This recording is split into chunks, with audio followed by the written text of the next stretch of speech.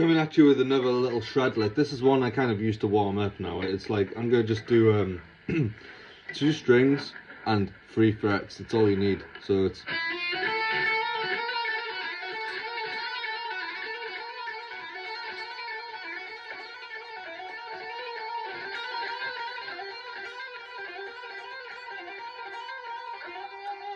and then just like, I don't know, move up the fretboard.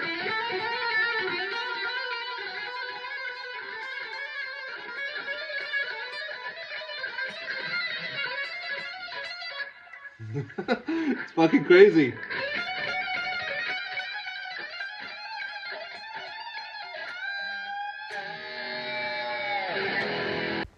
So bitchin' awesome little lick you can like show off. It's pretty easy to do because it's full of hammer-ons and pull-offs.